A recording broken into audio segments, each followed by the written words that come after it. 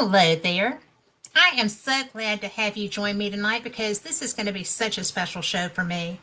I am I am having the best day except for a flat tire in the middle of Birmingham on a Sunday afternoon with nobody to help you. But I'm resourceful and I got it done. And it was such a nice man who helped me. His name was Angel, and he will always be my hero. My other hero is joining me for the show tonight, and I'm so fortunate because this is somebody that I consider a really fantastic friend. We have traveled together, we've investigated together. We have he put up with me and Lori and Rick for two different trips of at least 2 weeks in Scotland. And he was such a champ about it. He didn't run off and leave us. He didn't, run screaming for the door, maybe once. But he is just really somebody I enjoy so much getting to spend time with.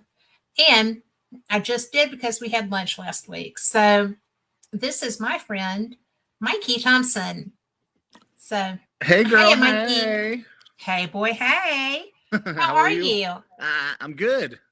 I'm good. Long You time no see. Well, normally that would be true. yeah, So yeah. that was a special treat when you hit the ham. I was glad to see you. I know. It was just like, hey, I'm so close to you. I can't be this close, and you know, You would have heard about that. yes, ma'am. I would have. Maybe a Hey, little bit. everybody. Look at Lori's I here. know we're Hey, loading up girl. here. Hey, So hi, Ingrid. Jim.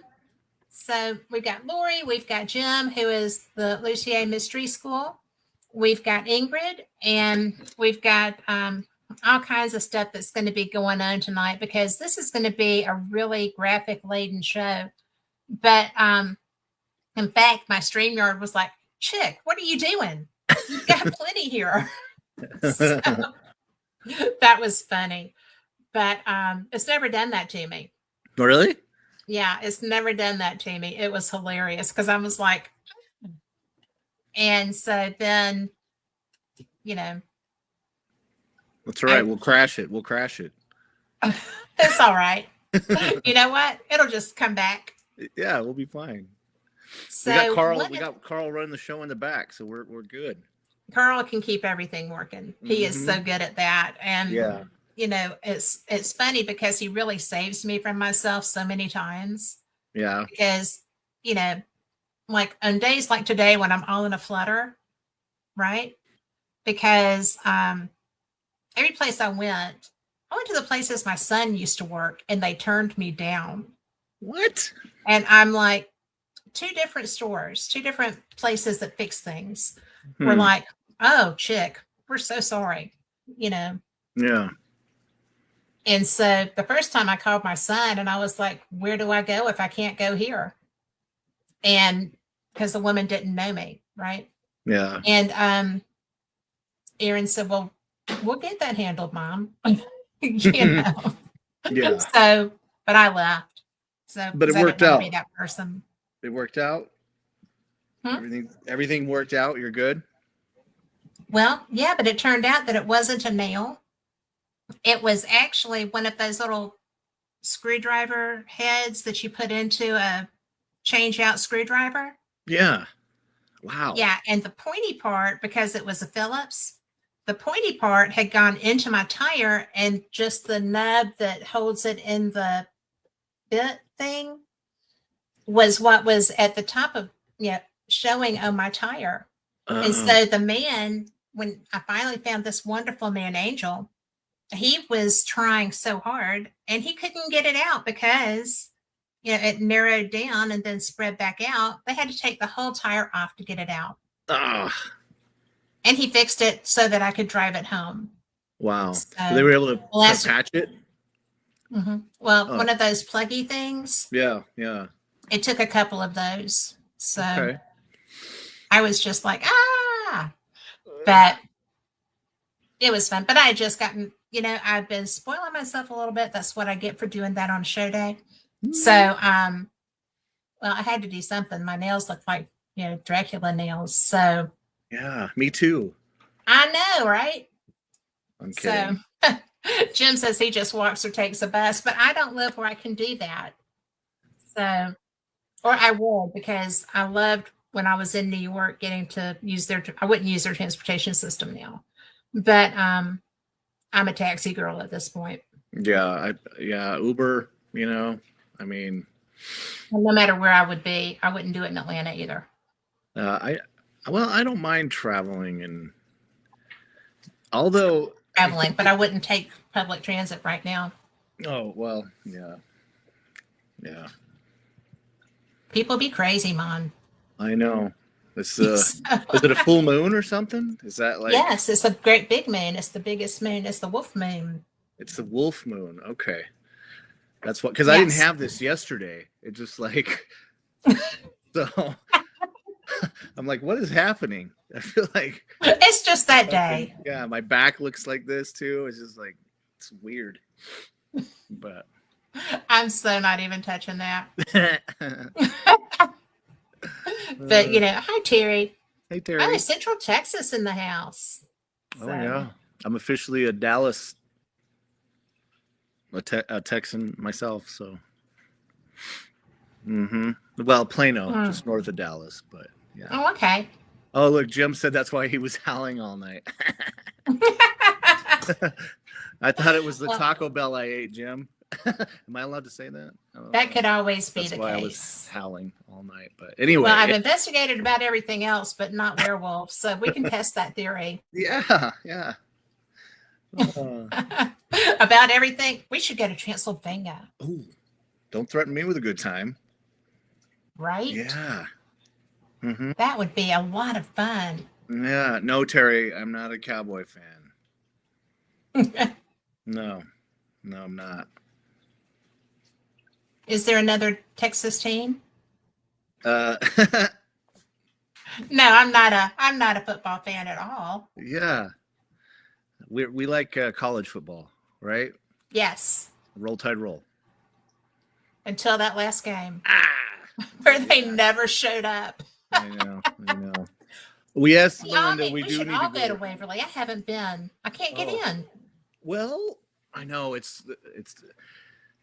tough. I mean, people are buying up the slots as soon as they become available. But when I Well, worked in Louisville, I went 4 times. yeah. Yeah, but I didn't book the entire place to myself. I did a couple of the public investigations, which were great. I mean, the place is so big. Yeah.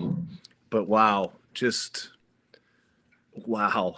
What, especially being in the medical field and, I don't know. That was my bucket list. I just felt drawn to that place and I love it. I love Waverly. I love everything about it. Just it's a beautiful building. The vibes, like, I don't know. It was a great experience. So, but anyway, yeah. Was it scary Um, or spooky? Was it spooky? there's, it's more of when you think about what happened and what was going on there, and Yeah. like you can be down in the death tunnel, and that's scary. It's like 600 feet down, and there's no way out. When you're down there, it's pretty dark. But if you're down there thinking about why it exists and what happened, for me, that was like, we're going into the morgue and kind of like almost putting yourself back into that place, or up in the OR where they were doing these procedures, and the story of the nurse who took her life there, and the kids that were up there, and all the things that happened, during Waverly's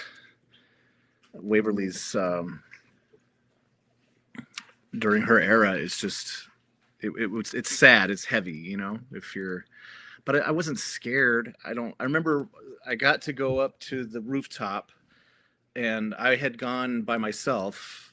I was in the group investigation, and they broke us up into, I think there were 20 of us in each group, and we split it up. So some of us started downstairs, some of us went up top. but they had some time where you could free roam, and most people were there in a group. I was there by myself. I had all my stuff, but so I went up to the rooftop and I just set up my equipment, and I kind of sat there and, was talking to the kids or whatever, or doing my thing. And eventually some people came upstairs to the top, another group, but they didn't know I was up there, and I guess I startled one of the guys there, and he was like, Oh no. yeah, I think my cat ball started going off or something, and they kind of jumped a little bit because it's dark. I mean, we're sitting in the dark, which is, I mean, that's what we do. But the guy said, "Are you up here by yourself?" And I said, "Yeah." And he goes, "Man, you got bigger, than Cajones. yeah." And I was like, "But it didn't bother me. I was just so excited to be there. Like, it is scary. Don't get me wrong. Like, we go into these places, you definitely, you get scared being anywhere alone, especially in a big place like that, in the dark and with all the stories and things. But we kind of look for that. Isn't that what we do? Like, It is what we do. yeah. So, but I never felt like I wanted to grab my stuff and run out of there ever. I wish I could have spent more time and done like an actual overnight. So, yeah, so in the OR, Melinda, I didn't have the door slamming, crazy things like that happen, but I did set up some equipment there, and the tripwire I had set up by the entrance, and I was kind of role playing. I'm like, "Okay, doctor, we have the patient ready," and just going into nurse mode, whatever. And and I was setting up stuff and talking as I'm setting up, and then sure enough, I hear, the REM pod go off like by the entry, and I'm like, "Oh, is somebody coming in?" Like, So then you hear that equipment going off, and it kind of, you grab onto that and roll with it, or you freak out and grab gear and try to like capture what's happening. Like, when you're by yourself. Yes. So I have cameras up behind me I bought one of those 360 cams. Mm-hmm. So I could just catch everything that's happening, because, sometimes I'm by myself in these places and it's hard to, but I didn't get anything like coming at me on video or anything. It was just, equipment going off, which the big one was down in the morgue. I walked in, I went to go down to the death tunnel, and it was packed from the group that was there.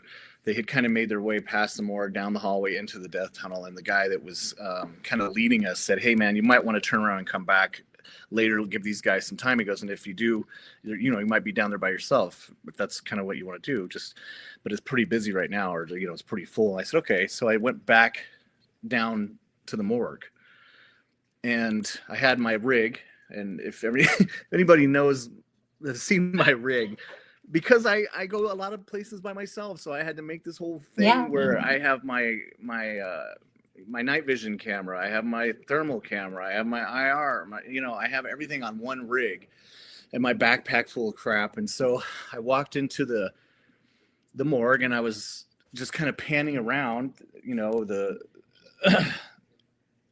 just checking everything out. And I got back to the rack, and on the bottom was a heat signature. And so I'm standing there, I'm like, okay, I'm filming this with my rig, and I got it on thermal. I'm watching the thermal, and I'm like, this has to be somebody from the group that's down in the death chute that had laid down on the bottom rack. Like, that's what we do at Waverly, right? Everybody gets in the rack. And so, but I was also thinking, well, how long does a heat, body heat transfer stay visible on thermal? So now it's like science and math and everything else. I'm not trying to debunk, but I'm trying to make sense of it, right? So I stood there and I'm recording it and I'm watching it, and as it dissipates and goes to cool, I'm like, okay, this was somebody that was in the other group, right? And as I'm going through that process, the heat signature comes back. Get out. Yeah. Cool. It starts to come back. And I was like, now this is nuts. This is crazy, right? I'm in there by myself. Go ahead. Because No. it's, even if it were a spirit, you wouldn't anticipate a heat signature. No. You would expect it to be going cool. Yeah, and it wasn't like a full body. It looked like somebody had gotten up, and whatever was residual was there initially when I went in and started filming it. Like it was, I'm just waiting for it to get cool in there, and it was cold. It was, what, March or so when I was there. So I laid, so I set equipment on the next two, the middle rack and the top rack. I had a REM pod and a Mel meter up there with the built-in RAM and all that, and some other a recorder going and everything. And I laid down on the bottom rack and slid myself in. And so I'm in there, by myself, and the REM pod above me starts going off. And so I'm Get out.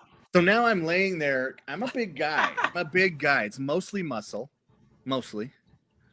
But either way, I'm on this tiny little rack, and I'm slid in there, and I'm like, I can't just jump up and get out of here, So I just laid there, and I was like, did a little, anybody else in here? Can you make the thing go off?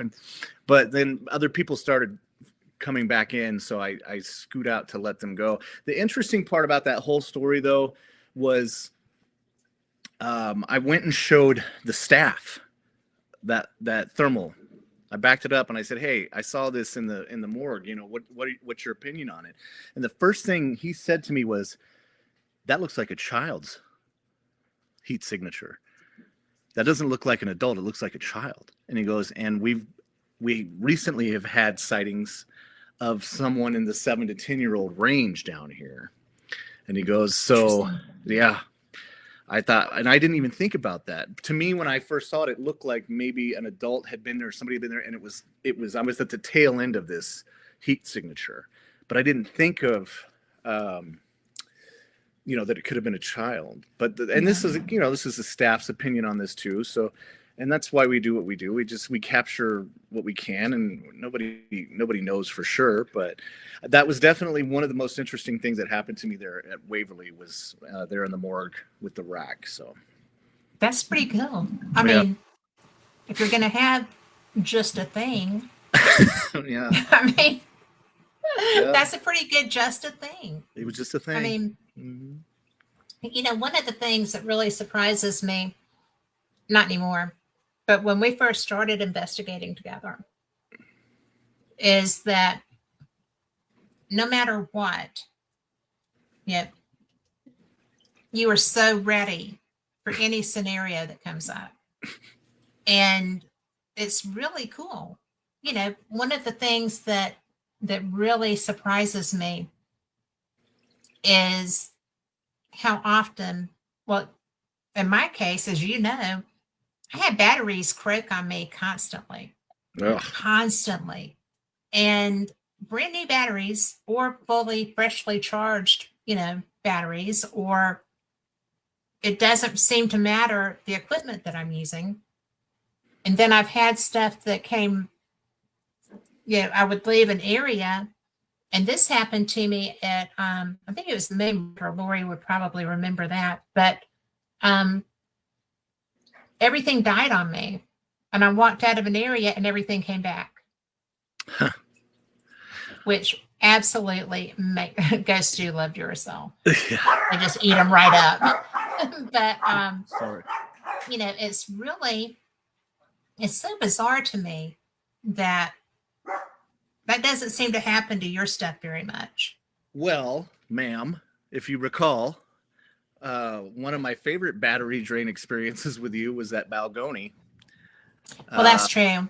When we had that just mind-blowing experience with Rick and Scottish Paranormal, and that whole, just after we lost the Laird, he'd passed away, but we got to do the investigation there, and we set up in the museum there, and I had put equipment. I flooded that museum with everything I could carry in a bag to Scotland. Everything.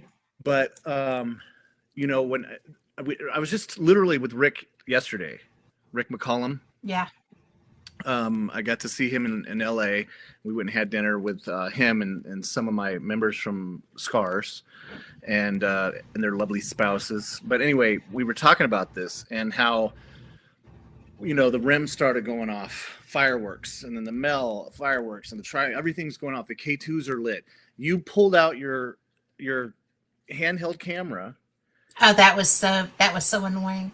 battery gone, battery But it gone. wasn't. Well, but It was remember the you put battery never died. It but just you put another one in. Camera came on, yes, but died. but the same battery would come back on too later. Right, but remember You- I happen to have the same camera. Yes, I had two batteries of my own charged up. And I yes, pulled one out for you. I said, "Here, I have the same camera. Take this one." You put mine in, dead. yeah. It was like, what is happening with your? Well, but it was in the midst of that. And one of the things that really got me was, and I've talked with the other people that were in that room. Everybody to a person commented on how it was almost like a Jacob's ladder of power climbing the antenna on that REM pod. Okay, yeah, yeah. That doesn't show in the video. No, but no, The lights do, yeah. but the power climbing does Yeah. not show in the video. And I'm trying to find that. I'm trying very hard to find that video Uh-huh. because I was just looking at it yesterday and I'm not seeing it in my assets here. So, but I will find that before we go off the air because it blows my mind. Yeah, I think, you know, for people that are looking for paranormal experiences, I mean, we all have our stories and the reason why we're here and we're doing this. Right. And Rick McCollum is probably the most seasoned paranormal investigator we both know. Yeah. I mean, he's been doing it, you know, forever, Forever. and he's been to some of the most amazing places on Earth. I mean, this guy's, you know, he's a legend in the paranormal field, and he's been doing this for so long. But for Yeah. him, you know, I mean, to have an experience like that, I can tell you how many times have we worked with people who have got into the field because they lost their best friend to suicide, and Yeah. they just want to reach out to them and know that they're okay because they can't handle the blame that they feel like they want to know. And there have been those that have had experiences that they feel like brought closure to them for that. And that's Yeah. this is why we all do this. We're hoping for that moment or that type of experience. You know, I would say the majority of us are, especially the ones that are in the field because of something like this. But Rick was very close to the Laird, and Yes, he was. they just hit it off. They didn't really even, I mean, they knew each other for a while, but not like it just like the first time they met, they just connected. And so it was a big loss to Rick losing the Laird. It was a huge loss to all of us, but Rick and he and Rick were very close. So to have that experience that night with all the equipment and everything that happened and that group that was there with us that got to experience Yes. it. Yes. I feel like that, you know, even Rick said after that and everything that happened at the cemetery in Inverness, he was just like, you know, I'm done. I could walk away right now and have completed my paranormal journey, you know. And Yeah. so it was just, yeah. And I have never seen anything like that up until that night, and I haven't seen anything since. And I don't, you know, you don't know if you ever will. I mean, Yeah. people. You do know what this. I told him that night? Hmm. I told him that when he said, you know, I can quit. I'm not. And I was like, no, you're not. Yeah. Because now you know. Now you yes. We know. I mean, that was so obvious. There was no way to debunk that. There was no question that was responsive. And I felt like that after Balgoni. I did. And yes, Melinda, I did. And I was just so blown away by the fact that this was really happening. You know, there are places that I've been that I know were haunted, but they weren't. This is going to sound terrible. they weren't special. They weren't individual. It wasn't something that I was getting responses from. You know, there's what um, always at Old South Pittsburgh, always at um, Dale Paulding Jail, and always when I've been to Balgoni, something has happened. Yeah. And but there's not that many places other than those that I know I'm who's getting the response that the response is because of me. Yeah. Yeah. And I think it's so cool when Ohio State, yeah, that's true too. But reformatory, not university. But that place, they love Lori there too. But you know, there's just places that you absolutely know, yeah, this is somebody trying to talk to me. Yeah. And I agree. I don't know that I've had that full on like Rick with the Laird experience. Um, I had you haven't one, done it as long as Rick. but yeah, I never will. um, but like you said, having, I think there are things that happen at places, even though it's not like someone specific. It's just like you said, so that you know there's something there. Yeah. Maybe it's something about you. You know, we've had a lot of opportunities to work with mediums and psychics during on this journey, Yeah.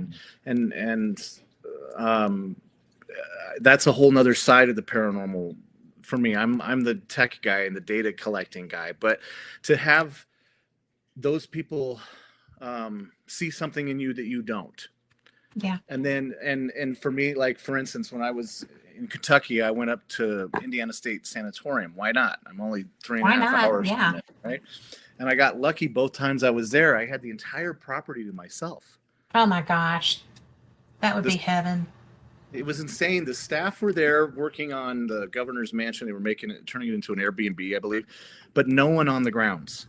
You can go and do a day pass, which is what I had done both times, but it was like on a Tuesday, you know, at 10 in the morning. Oh my gosh. Yeah. So I had the whole place to myself, and it's a massive property. It's massive.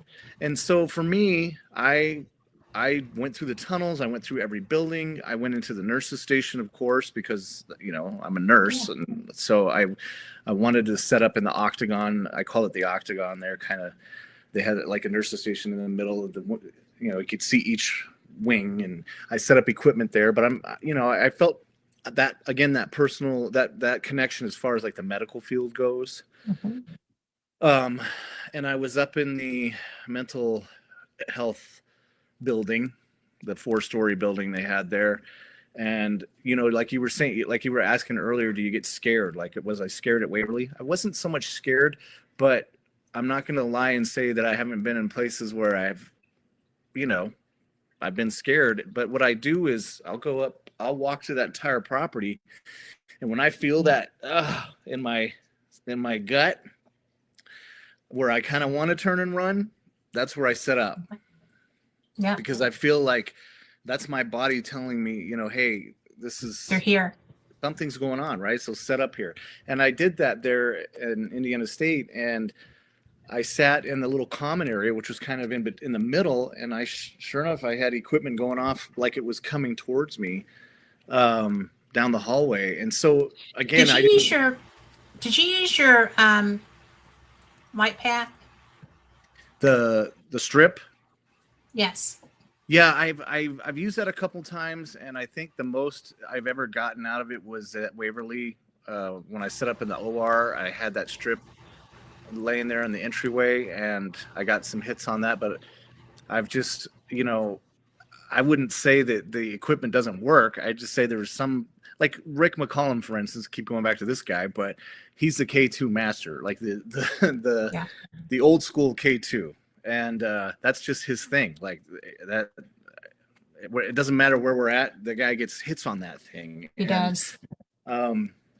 So, and I love the REM pod, but I don't have the luck that these guys on the show that do this stuff have with it. You know, like when that Yeah. happened at Balgoni, that's the craziest my REM pod has ever been in the existence I've never that I've seen had. a rim do that.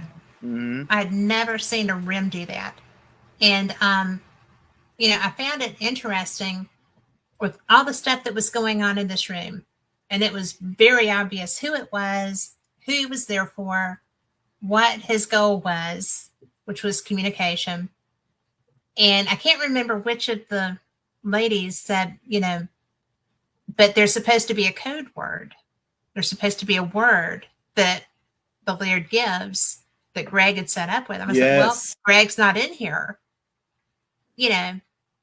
I think that word is for Greg. And because I didn't have any response like that that I found on my recorders, any Yeah. of them, voice or video. But I thought it was interesting that different people were looking for different things. Yeah. Well, You and know, we don't get things on demand either. no, I've never. If that were the case, we That's not wouldn't be true. I ghosted. have. Well, I I mean, have. not all the time. It doesn't. We just can't walk into a place and say, "Okay, I need you to say the word purple, so I know you're here," or whatever. Like, that, or else we wouldn't. Nobody would be doing this, right? Mel asked, "What's both of our all-time favorite place to investigate?" Scotland, Anywhere in Scotland. right? You know, I really, we went to a town this year and Lynn and Gary came and picked us up Oh, and we had lunch and then they took us to a town called Crail. now you're just rubbing it in because I didn't get to go. You'll be there next Go time. on, go on, go on. So this little town is right by St. Andrews and it's on it's on the fourth, but it's so the houses were, one of them was dated 1601. Wow.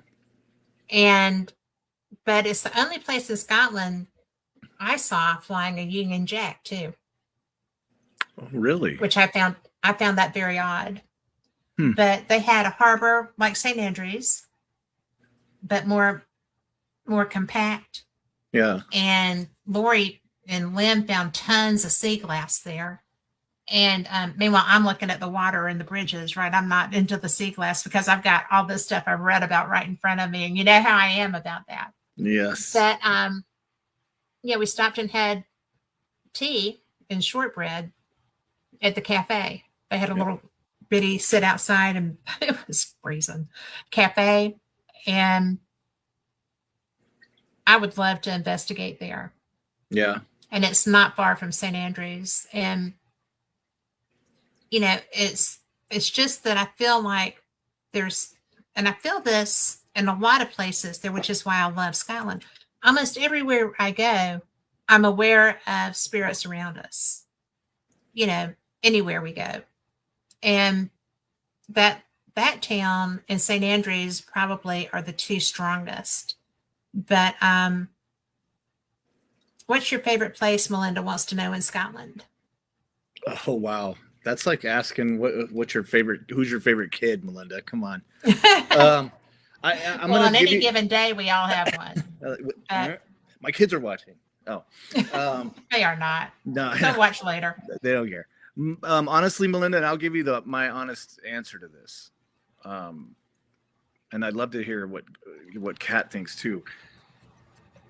For me, investigating in Scotland is different than anywhere I've investigated in the States. And the reason for that is because of you, the Scots, Yes. the people there. When I'm in Scotland, everything that's here in the States came after. Yes. We have the Irish and the Scots and everyone that immigrated over here to make this country, help make this country what it is, brought all of that with them, all that knowledge, that architecture, the skill, everything that. So like, I feel like what we have here, as amazing as it is what we learned to do from Scotland. Like Scotland is home base, and it's so well preserved there, and everyone is so passionate about the history and about preserving it. You know, Well, when we were in Culloden, yes, I I'm not asked. going back there though. It was heavy. It was heavy. No, I But got shot. well, yes, that's true. Yes, I I'm not remember. going back there. But I asked Liam, like I said, hey, how often do you guys get to come out here and investigate? And the answer was, no one comes here and investigates. Nope, This no is equipment. sacred ground. This is Yeah. sacred ground. And there's nowhere that I've been in the States where I've been turned away because it's sacred ground. It's, it costs $1,000 a night to stay here if you want, which is great, if you want to go and do that. And I do, sometimes. But You do. what I'm saying is the point is the people in Scotland and the passion for the history of that country and the buildings that are still exist and everything that's there and how things are sacred versus how it feels different. And when you walk into a 15th century castle and put your hand on the sandstone, you can almost feel the history come alive there. So You can feel the history come alive. yeah, it's just different. Like I want to take my shoes off and run around in the grass and just kind of get grounded there. Like I can't. Yes. Kuros. Oh my God. I Kuros is probably Kuros. my favorite place that I don't know. I mean, I just think that it was so powerful there. But my favorite thing about Kuros was you placing the flowers. Oh, was that Kuros or was that That was right outside of Kuros. for our lady, our last witch, accused Yes. witch, or yeah, what that was? I'm going to put on specs and see if I can find that picture. Oh man, Because, one of the things that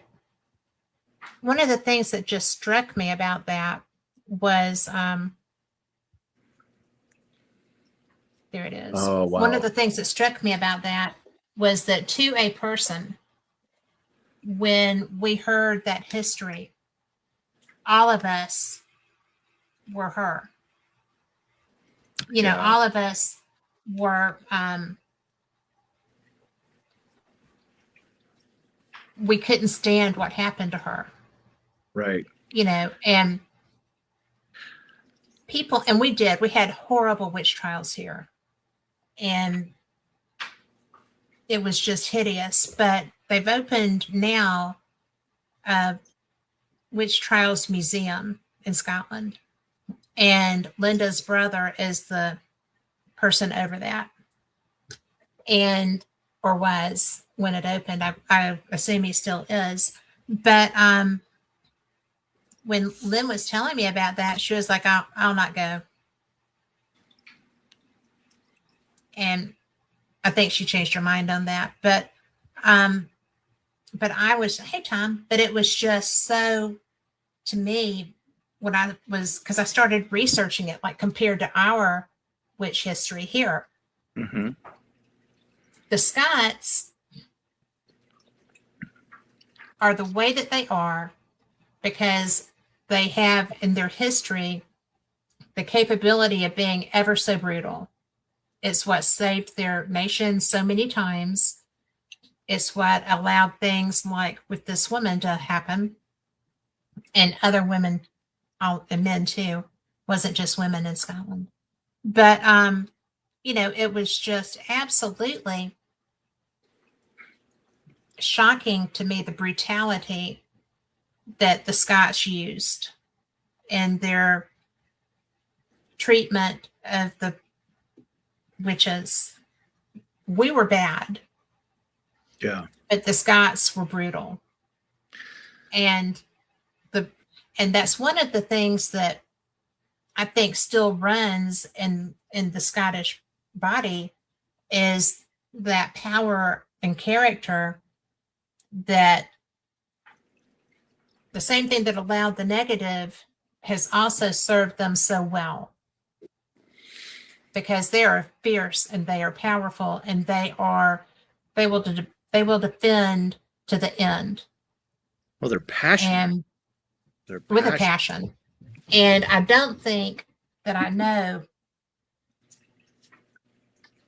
we don't have many people with that strength of character and that passion Yeah. to do whatever it takes. I mean, we were talking about Culloden. The 450 English died at Culloden versus 1,400 and something Scots. The Scots charged, although they didn't have their regular commander who was there who told them to go. It wasn't their normal person. But 1,400 and for 1,440 something Scots died that day versus 400 English. Yeah. Massacre.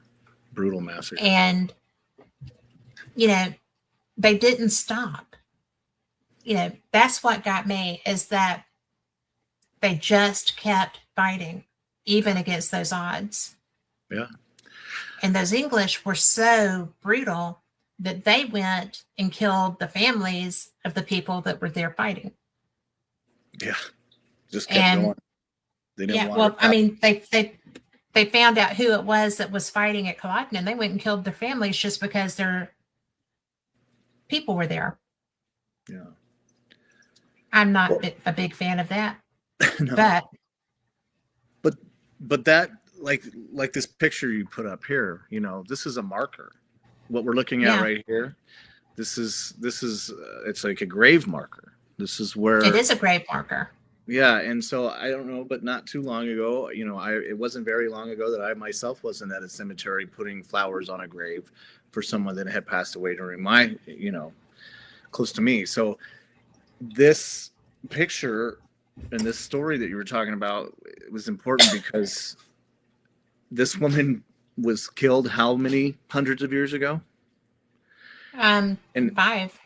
And at that No. moment, well, yeah, it was centuries ago. But at that moment, that group of us that were together there, and the people Yes. from the area, the first thing they thought when, you know, they saw me break out the little drone was, is there any way we can get flowers on that grave? Yeah. Can we please get flowers on that woman's grave?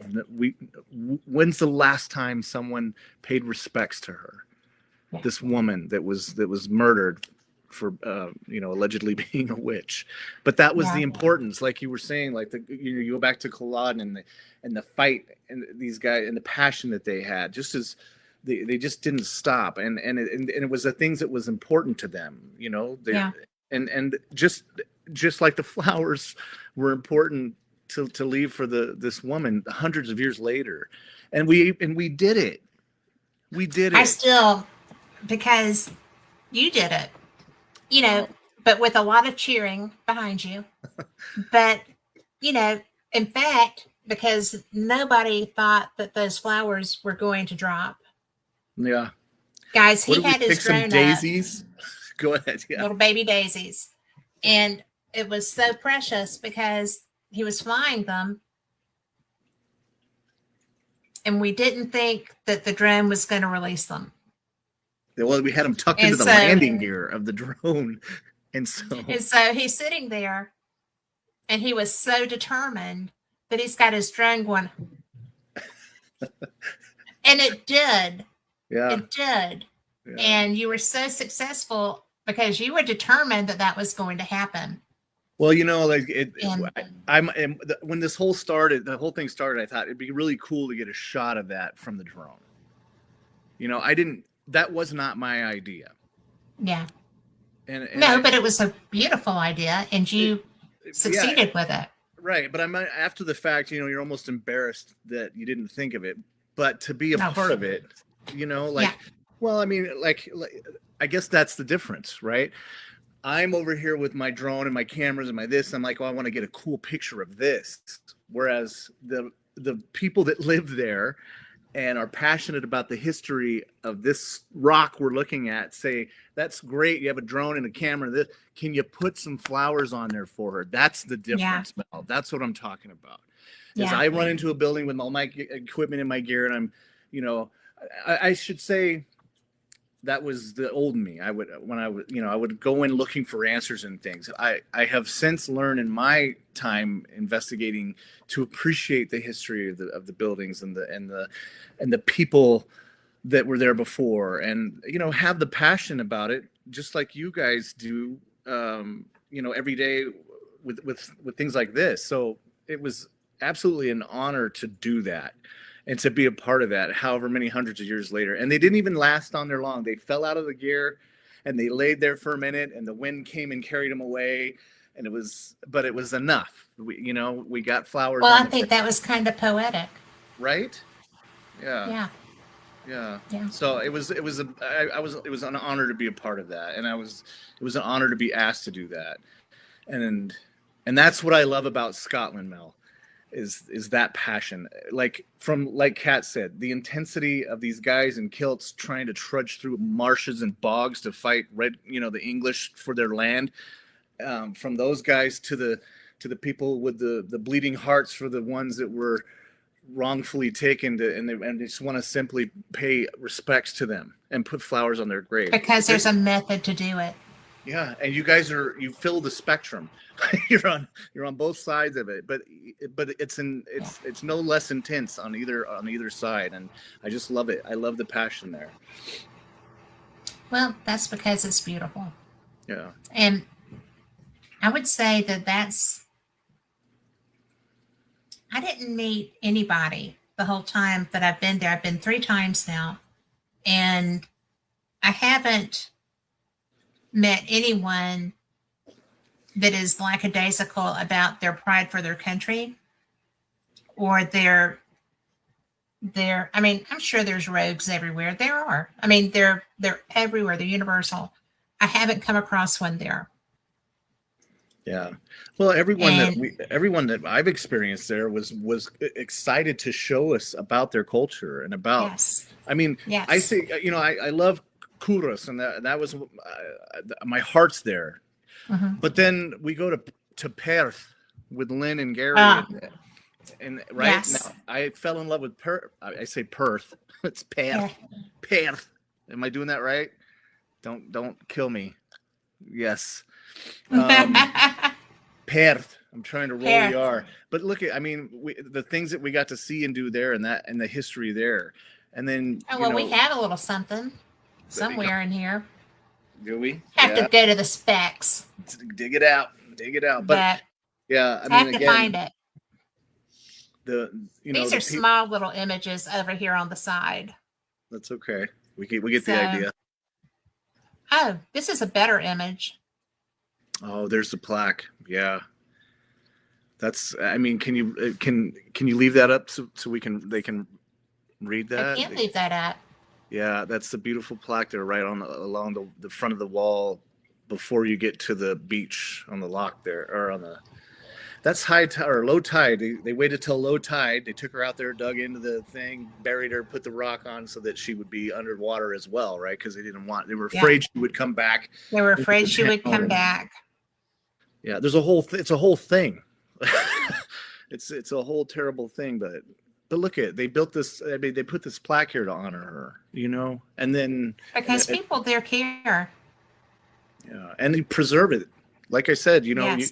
you would think if you're a paranormal, like Culloden's got to be like Gettysburg, in a way. If you were to compare a battlefield, It's exactly, yeah, the Right? same mindset.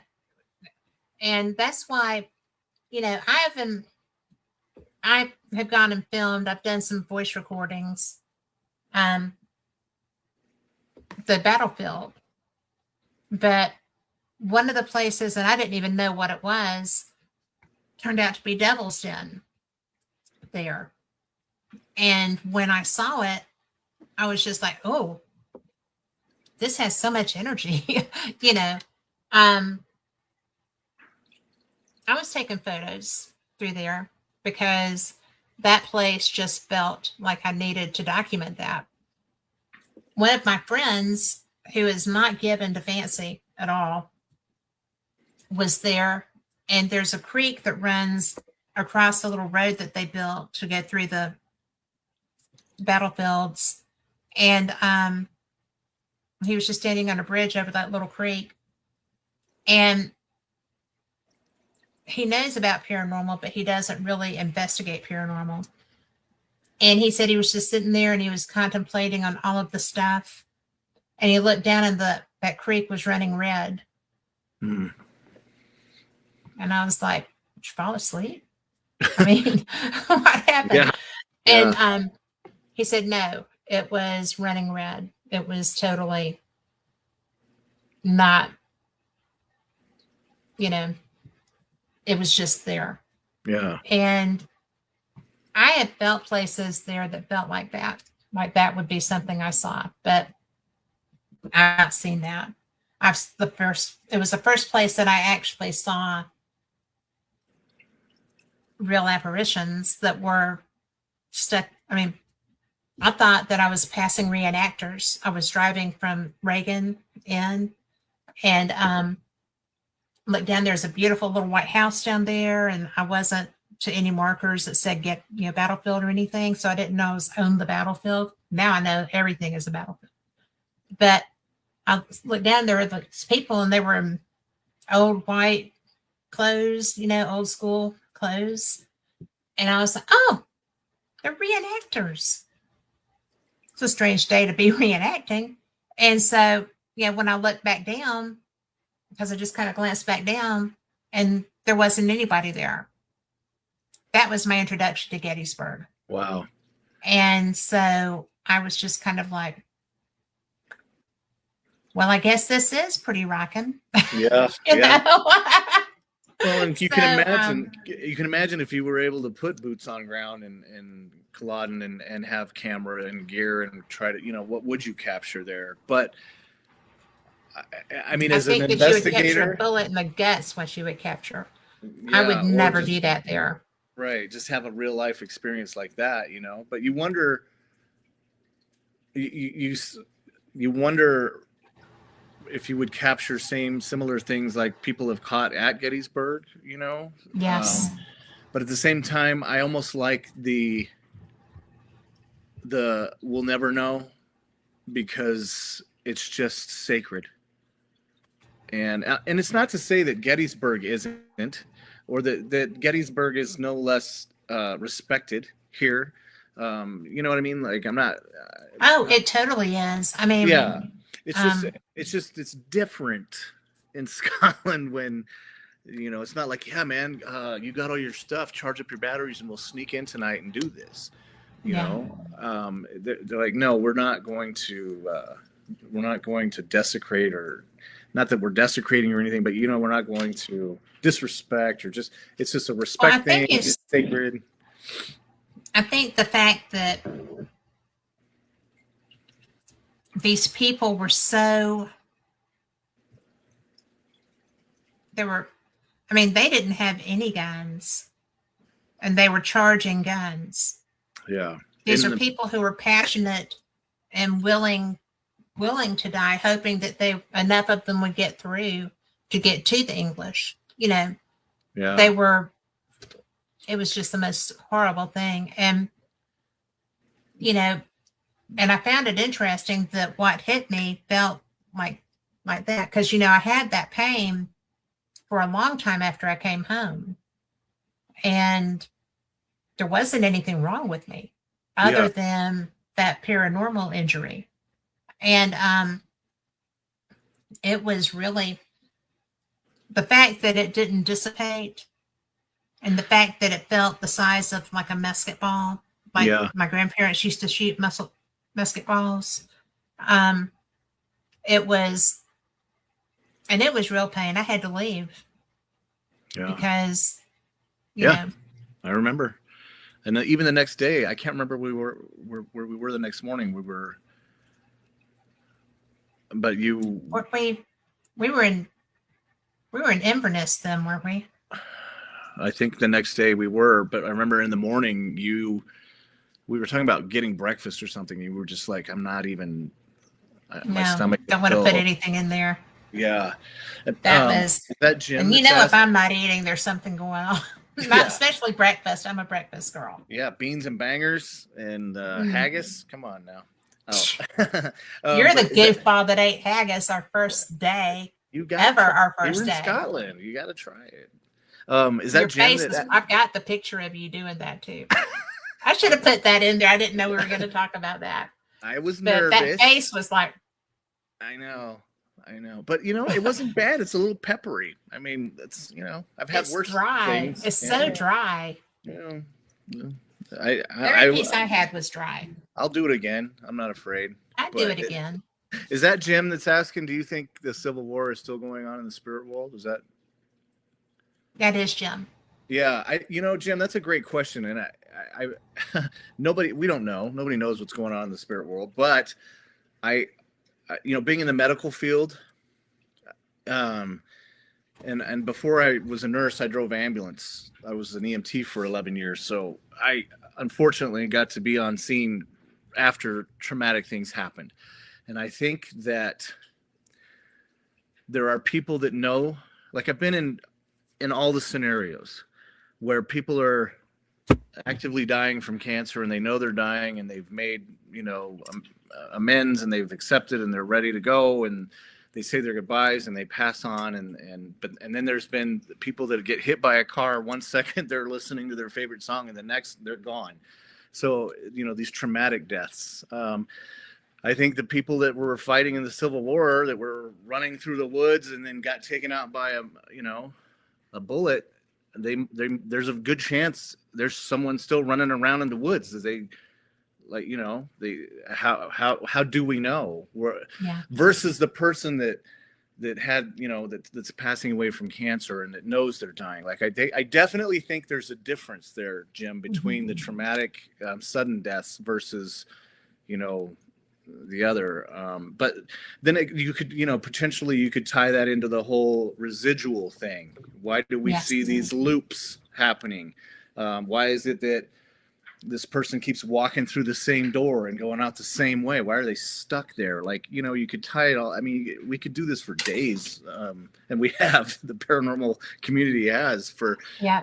trying to figure it out. But I think that's a great question, Jim. And I think that, yeah, absolutely. And I love the fact that before that, Mel was talking about the experience she had with a homeless person. There doesn't matter if you're, whatever your title was or your role was there, whether you were wealthy or poor, I don't think the homeless are any less passionate about their country than the rich. No. Everyone that we've experienced there, I mean, every corner we were on in Edinburgh, there's somebody playing the bagpipes.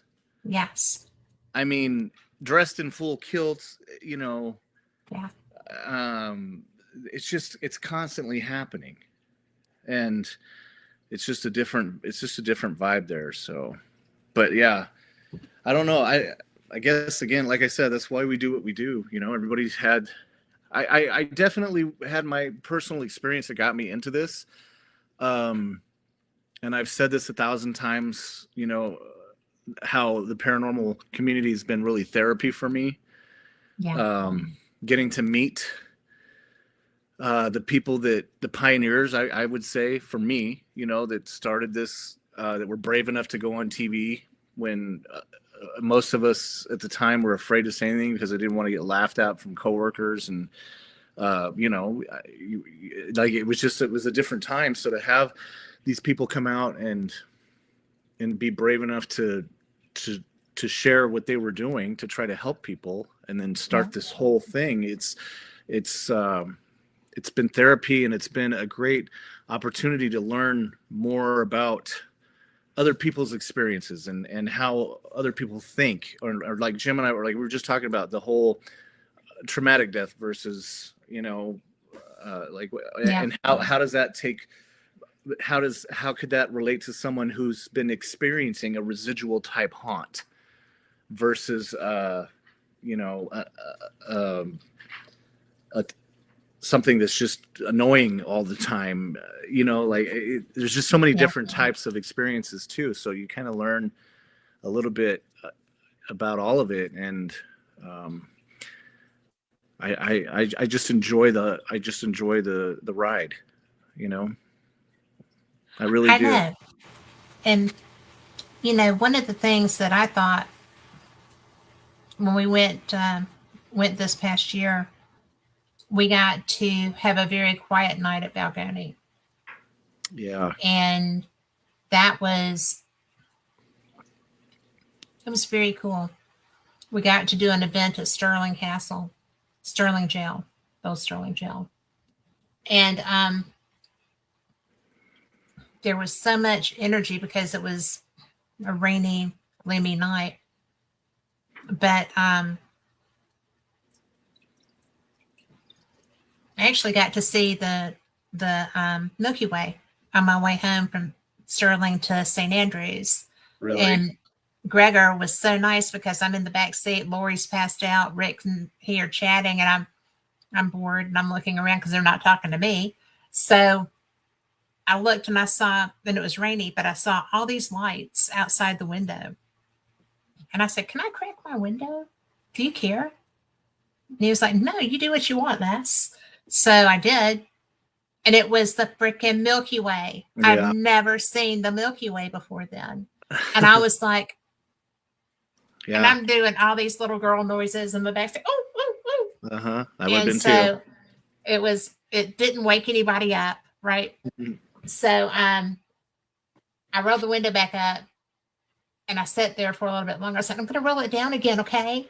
So, out of all the ghosts, all the experiences that we had at Sterling Jail, it was so much fun. And the best part was we got to go out on the turret. And I swear to goodness, it was the most beautiful thing because you can see Sterling Castle over here. Mm. You got Wallace Monument over here. Mm. You've got cemeteries over here. Mm. And Mm. I was just like, Yeah. and it was daylight still, Yeah. but It's beautiful. it was getting dark enough that they had the lights in the castle Yeah. so you could see the gold. And I was just kind of like, oh my God, Yeah. I had the best life in the world. I mean, Yeah. Yeah. it's just But the people that live there get to do that whenever they want. all I'm the so time. jealous. I'm so jealous. And Lee Mel lives asked, there. yeah. So Do we feel like the paranormal community is getting even greater? Like more people seem to be opening their minds and questioning their concept of reality. I think from like Kat and I's generation, I came from a generation where when I saw things as a kid, I was told to go back to bed, that it was in my imagination. yeah. And I think that our generation more so embraced the what is it that you saw, Mm-hmm. and tell me what you heard versus tuck it away and then live with that trauma, because Yeah. we understand that. But I wouldn't be on this show right now if the paranormal community wasn't getting even greater, Mel, because Mhm. I'm a fan. I'm a fan. I'm a paranormal investigator because of my own personal experiences, but I'm a fan of Kat's. I'm a fan of Rick McCollum's. I'm a fan of everyone that I've had the privilege and honor to come along this journey with, the Andrea Perrons and the Bloomkeys and the Burnses and the Yes. everybody that I've met along the way. It's been because, and all of my family in Scotland, all of you there, has only been possible because of the greatness of the paranormal community. It's not because why would any of you guys look at me and try to rise me up to this level as just some guy that came in with an experience, watching TV shows and going to Paracons, to try to help me, through my thing. That's what we do. Old Paulding Jail, Yes. Shelley had an event there, and there was a group of kids that drove over 3 hours to come to this event. And by the end of the night, they had all opened up and shared the reason why they came, because they were having an experience at home, but they were afraid to say anything about it because I think the youngest one in the group was 17. they were young, 17 to the, early 20s, but Wow, something that is happened at true. home and they didn't know what it was. They went to an event um, where the connection was made. They ended up at the jail. Boom, boom, boom. But because everybody welcomed them and listened to them and heard their story and kind of made it, we tend to make it about you at that moment when Yeah. and what happened to you, and don't be afraid to say it. That's why you're here. We're not going to judge you. Like I don't feel judged in this community, which makes me Mhm. want to do more. And so Exactly. Yes. yeah, so I think, yes, I think the paranormal community, I think it's great. I don't know, I'm not on the Hollywood side of it. I don't know the dark side of the paranormal community. There's dark sides to everything, There are. unfortunately. But I wasn't in it for that. I needed to find answers to my own thing, and I was able to do that. And because of my experience, I've been able to help other people. I think I feel like I've been able to help people, and I think you have. that's what But I do for a living. a lot of that is because of, I was just going to say, the type of human you are. I mean, I think that in large part, I mean, it's not always true, but it often is that if you've had an experience that brought you to the paranormal, then you're very willing to help other people who are having experiences that are scaring them. And that you're accepting when they are having them. Melinda said that she finds when speaking with people randomly, they seem to be more interested than scoffing and eye rolling like it used to be. I Yeah, don't get, I mean, if people find out what I do, they're like, oh, where can I listen to you? And I'm, you know, do you investigate? Can we go and look at things? And I'm just like, I have some equipment and, I mean, I have it with me right then. Usually I have something, but it's just like, yeah, we can talk about it. And, I'll get, if they get an experience, I'll get something on Facebook or every so often an email, but usually somebody on Facebook that's like, what do you think about this? I'm like, well, depending on what it is, I'm like, well, it sounds like you've got somebody that's really interested in you and your home, or oh, let me give you a number, But I yeah, I think because they'll need something that I can't do, and I just think that old school methods work as well as newfangled methods, and but I think that we stand a better chance of seeing with newfangled methods than old school methods. We can communicate with both, right? yeah, But I like to get video evidence. I like to see what might be around me. yeah. And I love when Lori has her SLS because she gets a lot of activity with that. That's her She's good with piece. an SLS. Give her the SLS.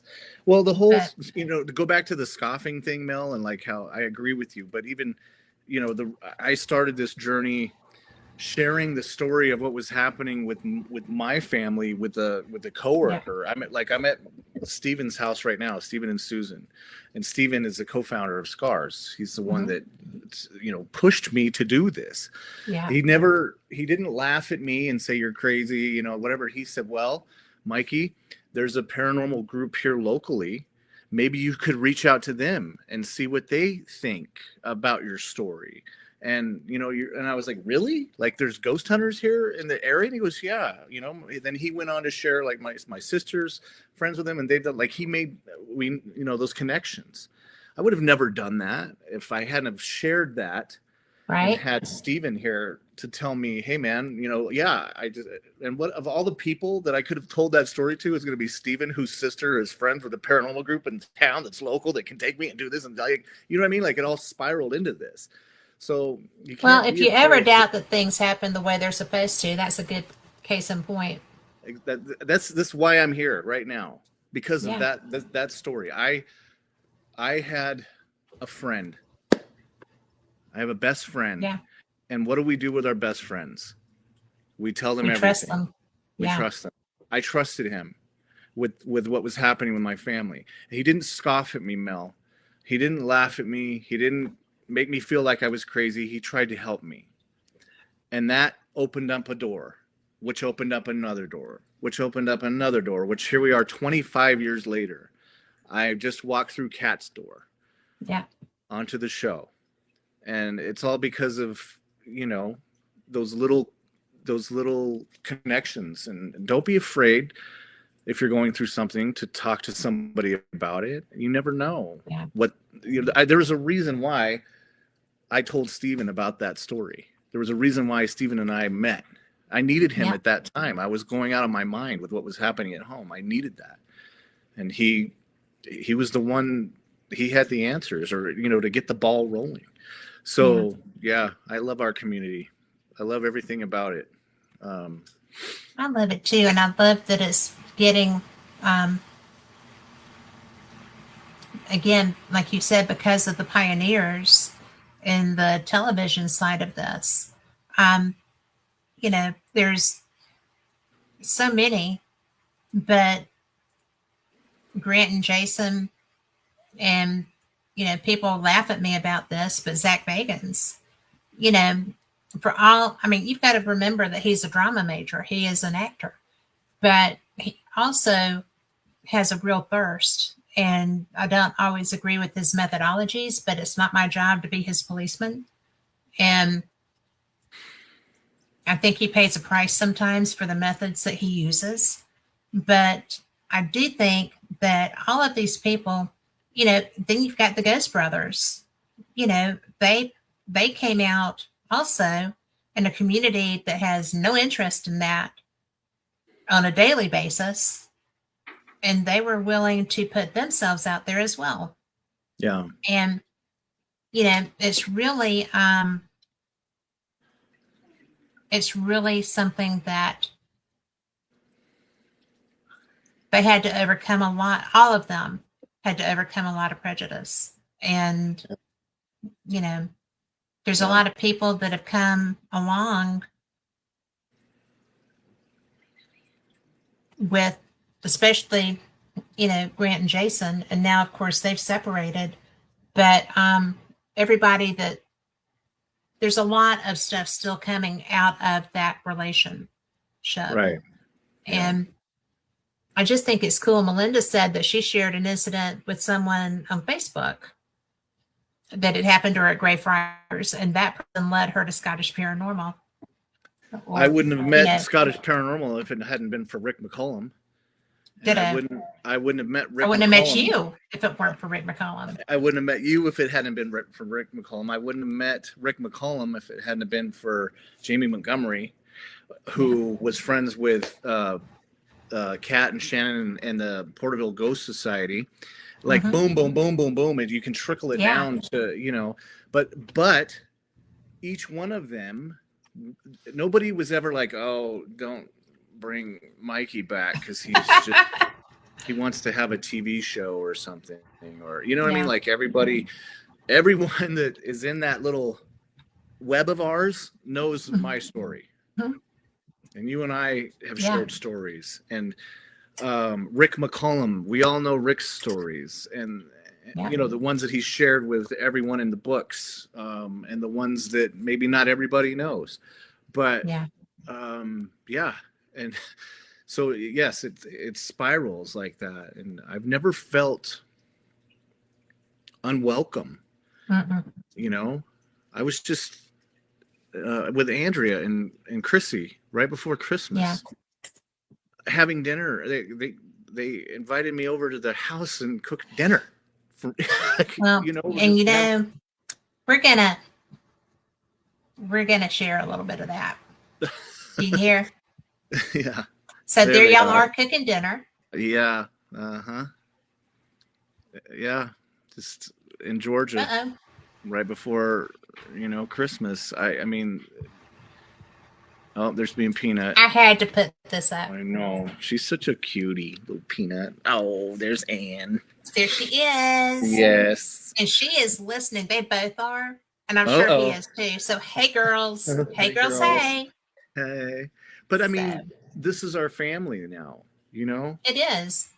You know, I mean, and I get you get invited over for dinner or come over for Christmas. You know, these girls flooded me with Christmas presents while I was out there. Like, I mean, we well, just Chrissy and I went grocery shopping. Like, we just hung out. We weren't. It's not. It can be the big paranormal thing. We can go ghost hunting in Scotland together, or we can have homemade chicken soup in your living room. Like, it's that. It's that kind of relationship. I had the same. You and I had lunch. That same the trip. best sushi in Birmingham. Best sushi in Birmingham. On the way to Yeah. Mama's house, I called you up. Last night, Rick and I, McCollum, we went and had dinner with him, with Stevie and Dan and Susan and Nancy. And so, yes, we can. You can be friends. Scottish Paranormal. Are you kidding me? I probably gained 20 pounds when I was out there because Gregor keeps making me eat fish and chips and butter bread. And, it's insane. Like Lynn and Gary, everybody Yes. out there. I can go to Scotland right now and I have family there. I have a roof over my head there. And it's the same for those guys if they come over here. Absolutely. Yeah. Well, and yeah, Tom wouldn't know you if it wasn't for Denise. I mean, it's just there. We all have. That's true because it is, you know, and you know, Denise is one of those special people too. You know, we met doing radio shows, and she is one of those people that she is going to come and find you and meet you. You know, she is a face to face girl, and so, you know, I was in Arkansas. She came down, you know, and saw me when I was down at Eureka Springs was it my first time, Tom? I think it was. And, you know, I've been so blessed to get to meet all these people. It is a web. It is a beautiful web of humans that have spirits that are interconnected. And it's just a beautifully woven tapestry. And, you know, you're always going to have people that tend to go to the dark side a little bit because of the nature of what we do. I'm not that person. I don't like the dark side. I try to bring, you know, light because that's my power, and, you know, try to keep things on that level. And you know, there's only been a time or two that somebody was dark enough that they affected how my light flowed. It happens. Yeah. But you know, you recognize that, and your friends help you with that. Yeah, and it doesn't end. Like Rick and I were talking about, you know, Tombstone. We were down there. We did an investigation at the Undertaker Coffee there, and there was a young boy there that was his parents brought him. Yeah. And I'm sure you've heard this story from Rick, but he had his little ghost stop case and his EVP watch, and he had his little gear that he was ready to go. And you know, we were able to have an experience with him at this location. Oh, cool. And it was, you know, and the parents were so grateful that, you know, Rick was so kind and teaching, and you know, and he's just a great guy. And so it you know, but you can have that experience. That's what we're trying to do when people come to these events. Like that's what I was looking for when I would go to these events, is to have those experiences with people. Like to be able to walk up to Kat Hobson and talk to you, like, you know, I'm talking to you now as somebody that I've never met. That whole I'm greater than thou attitude doesn't exist. You know, you're gonna listen. You know, I'll always listen. Well, yeah, talking to Andrea when we go to the events and she's standing there at her booth, the line is so damn long because she's hugging and kissing everyone. Everybody. You know, she is a loving person. She's a loving, but even for me. But when I was out there, last week, I was telling her a story about a friend of mine and her daughter and going through some stuff, and She's autographing books for them with words of encouragement for them. To, That's just her. yeah, and she did that for me for a coworker in Texas, and like, yeah, that's just her. Rick was signing books for everybody. You know, it's just I could go all night on this whole show about how generous the community is and people are and how loving and how fortunate I've been. You know, like I said, Ditto. yeah, and to have people coming in the chat and sharing their stories and you know, Yes.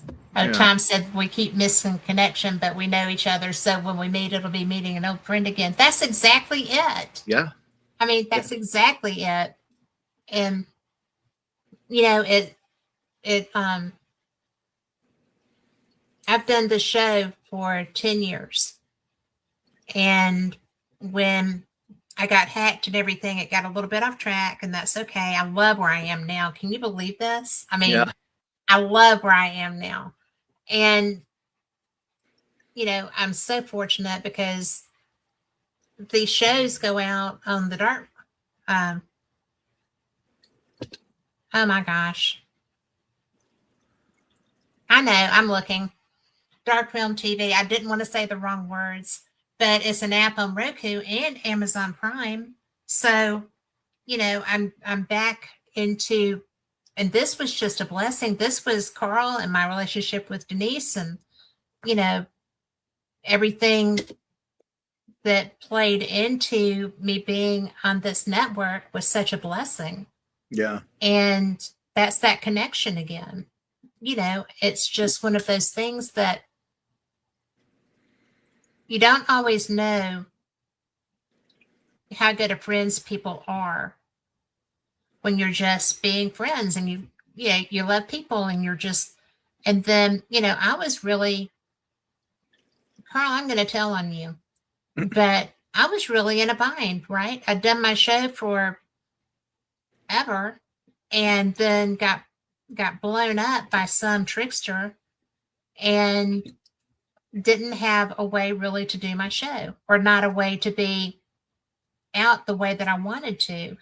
I was with another network for a little while, and that was completely not a match. It's a great network. I just had a bad producer at the time, and that's okay. Everybody has their moments, and I certainly have more than my share of mine, right? So me too. I wound up here, and Carl was just kind of like, well, I'm just going to do this and that and this and that and I'm like, and in my head I'm like, I can't believe how nice this person is. This person only knows me through Denise. He doesn't, we've never sat down and broken bread, or you know this is just the most unbelievably kind person, and Yeah, he is. yeah, And you know in his community, his home community, there's nothing that he wouldn't do for somebody. I've seen that through hearing random things that, you know, he probably didn't know I was paying attention to. But it's just so cool. It's like Tom McNicholas in chat. You know, again, through relationships, are we friends? And I just think that's so darn special. yeah, It's just, it's like Andrea Perrin, right? yeah, She is one of the nicest women, and you just couldn't ask for somebody kinder. yeah, There's just so much that goes on through this community, and yet we're all weirdo ghost hunters, right? We we all are, out of the yeah. norm. But We're like paranormal, but we can do our ghost hunting stuff, and then yeah, we can go sit down and have dinner, and you know, or just watch a sunset, or just yeah. catch up with each other when we have the opportunity. I mean, And it's a there's so many. community. It's a community. There's so many people that I haven't even mentioned that are just as you know as tight, um, and all over the country, all over the country, and now it's international, and Yeah. you know, but yeah, I mean, we could talk about all the scary places that we've been and the scary things we've seen and done, but really, I think it's for these experiences that we're having right now, I as agree. the relationships that we're making, and the you never know who you're going to help. You know, Yeah. like that little boy that came to Tombstone. That why is Yeah. he interested in the paranormal? Maybe he was having experiences as a child, that he didn't Yeah. understand. Maybe he's looking for his own answers. Maybe he's going to be the next big thing. You know, finding answers to questions that we all have. Who knows? But Jimmy just Buffett be, said questions that bothered us so. yeah, yeah. Just be cool. Just be human. Yeah. Just be nice. And, it's one of those things that, boy, it just blows me away. It really does, because we never know when we're going to come across someone that's going to be a lifelong friend. Yeah. And the paranormal community brings that, just like everything else does. Well, I'll tell you, the 25, not to interrupt you, but 25 sucked for me. And it kind of knocked me off. You know, I kind of disappeared for a little while there. You But did. I've had you and Rick and the Lorries and, the Cat Gwens and the Shannon Amoses and everybody. Hey, are you dead? Are you okay? Do you need help? More, not on just a paranormal level, but on a personal level. We just haven't heard from you a while. Are you okay? I need you to call me. I need you to call me. Just send me a picture. Proof Give of me life. something. Give me something. Yes. Yeah. And so you don't just disappear once you're in this group. It's like I said, you find, it's a family. It's a family. It is. And so, I'm very, you have no idea how honored I am to be a part of this, and how loved I feel from everyone. And it's a beautifully overwhelming thing, you know? It's And supposed to be.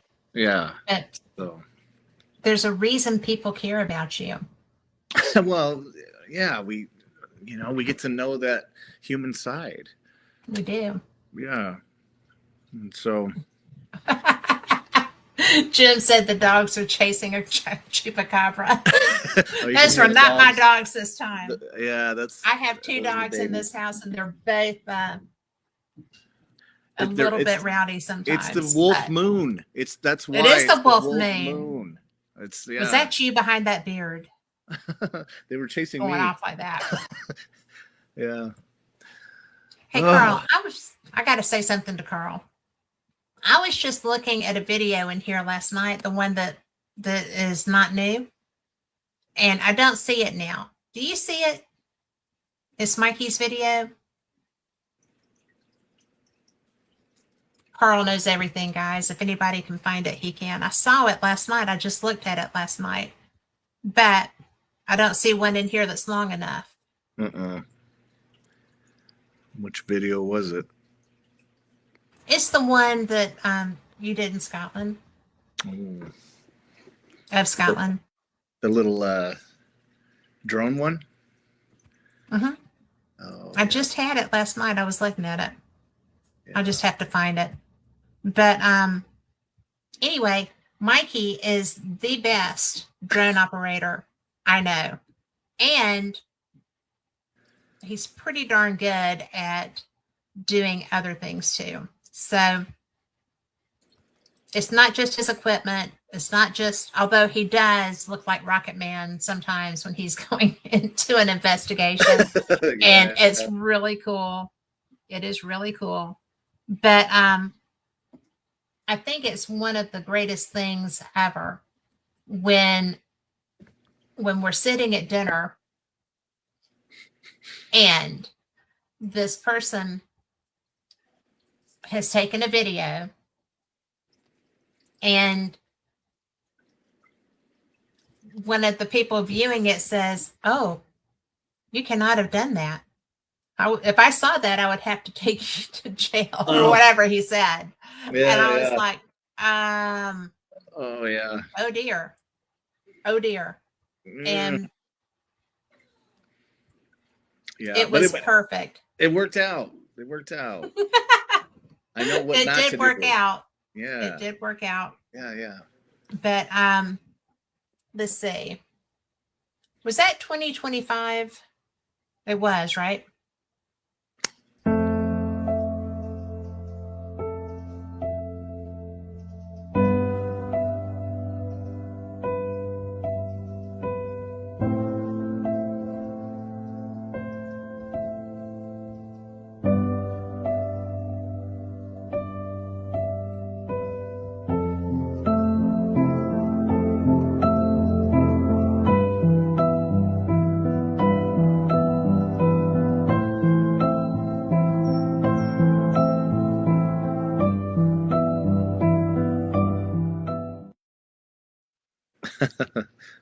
I love that.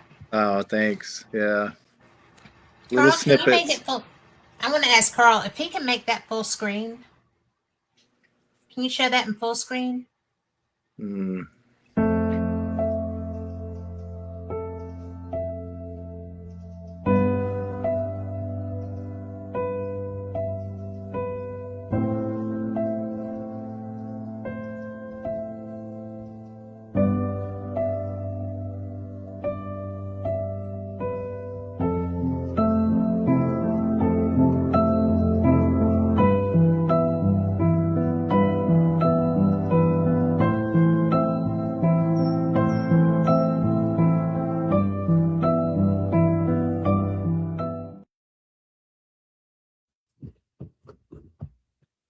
There we Yeah. are. So, It said what's that? it says that there's supposed to be I can hit a present and do it, but I don't know where that is. You can tell that I am very spoiled doing this. Carl helps me all the time. But it's just such a wonder thing Yeah, when you every one of those clips, I can remember. I remember standing there for each one, and again, the pride and the beauty of the each location of each place. The being at Castle Mangus, where to fly, and to ask permission to do that, and to get permission granted, and then to hear the story afterwards. You send the footage in, and to hear them say, "We've had these stories of these busts that are on top of this castle for centuries, but we've never seen them up close. And here we are.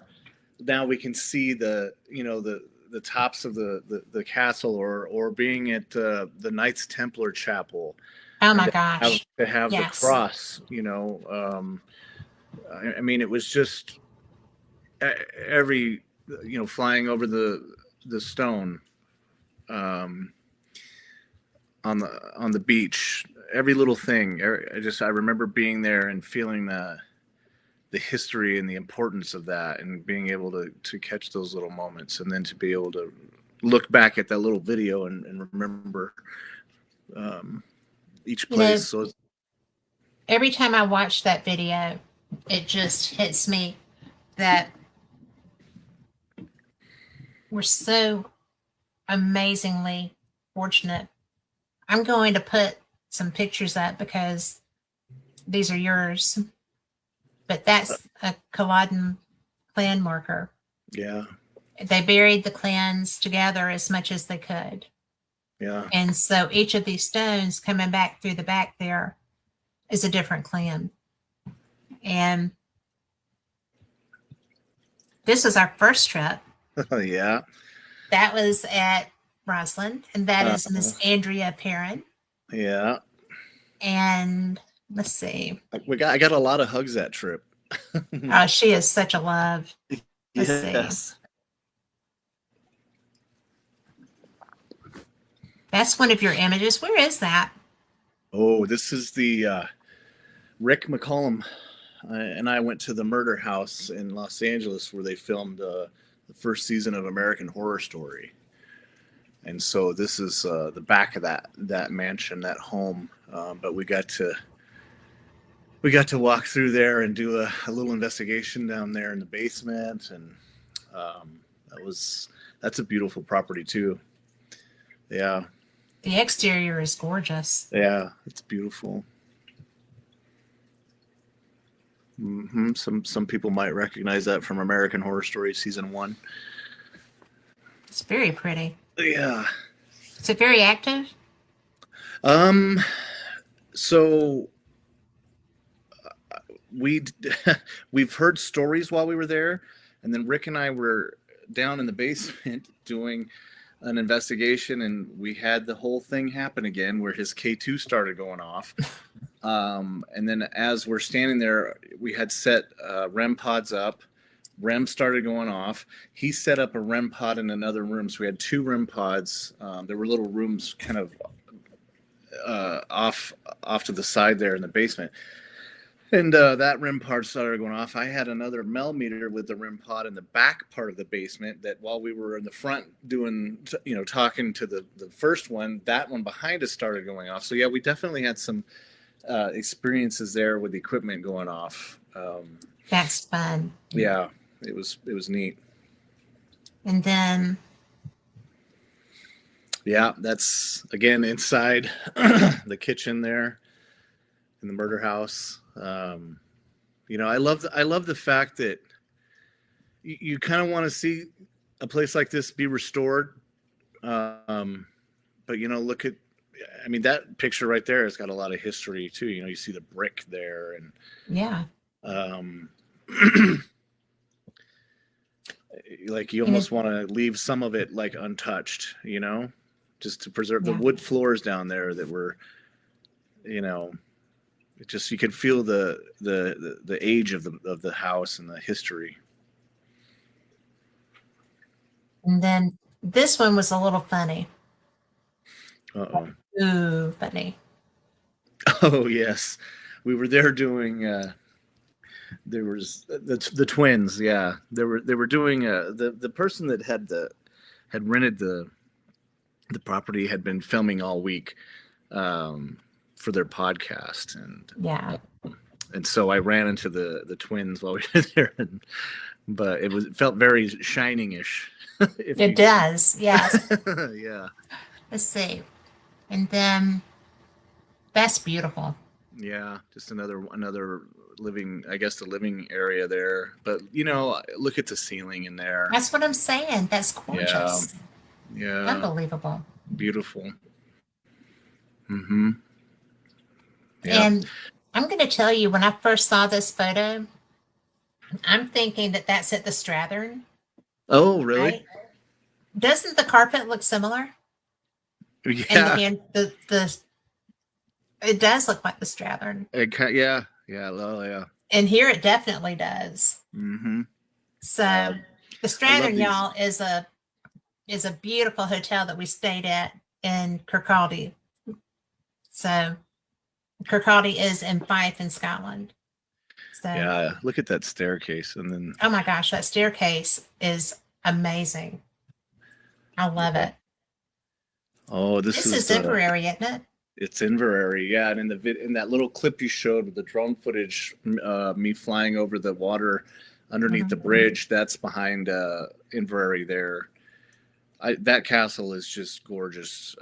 I mean, they're all they're all wonders, but some of them you just, I don't know.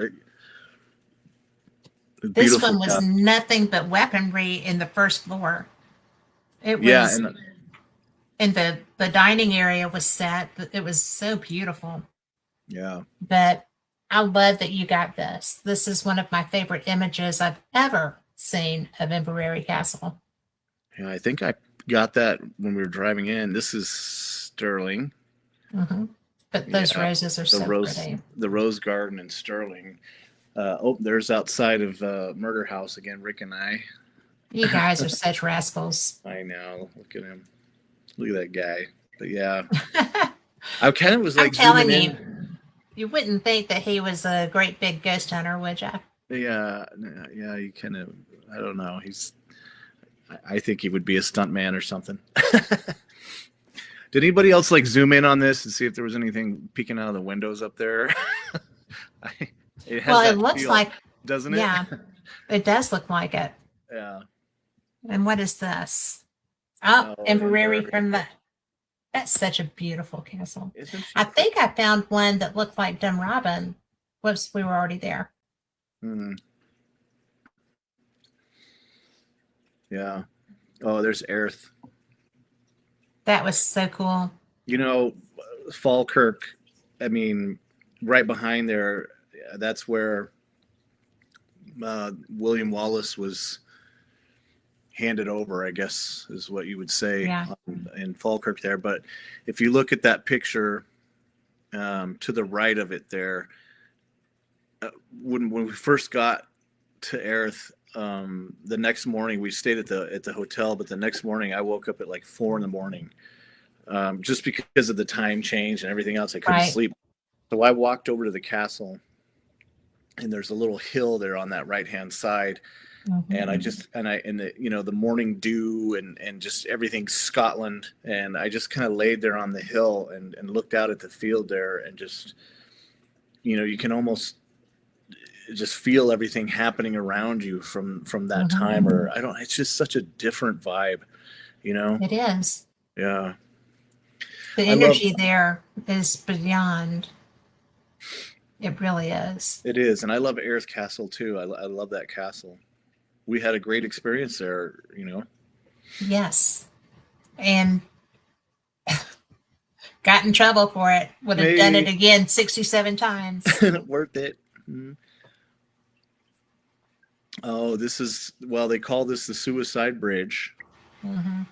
Now, the story behind this is, and this is a beautiful castle. That's the castle in the opening, the first, the first slide there in the little drone clip. But this is the other side of that castle, and on that bridge there, they call that Suicide Bridge. And it's the crazy, it's the strangest thing. It's animals, Hmm. Dogs. dogs that just jump right off the side of that, unexplained. Some of them have survived the fall just to come back uh, after their recovery and do it again. Like they just Yeah. don't know why they do that. But it's a beautiful property. I mean, That's Overton House, isn't it? yes.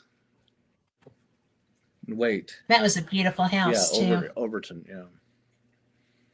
But, and the property on the other side of it was gorgeous. Yeah, it's just like And, a fairy tale, you know. well, it looks like a fairy tale there. That's what I'm I mean, saying. look at the, it's just such a pretty, Scotland's gorgeous. I don't care where you are. Mm-hmm. Is this inside the castle grounds? This is, yeah, Stirling Castle. Yeah. Yeah. I mean, We had some, oh, I took it off. I have the picture um, of me ducking to go into a hole in Oh. Stirling Castle, or a What? pathway. Why'd you take it down? Well, because we were doing other stuff. So I don't know. It might be in there somewhere. Yeah. Oh. That was Yeah, we're there on the bridge again. Jay and Rick and I. I love. That's another side, another view of that house. That house was so pretty. Yeah, beautiful. And let's see if I can find. I think I only have your pictures in here. Mhm.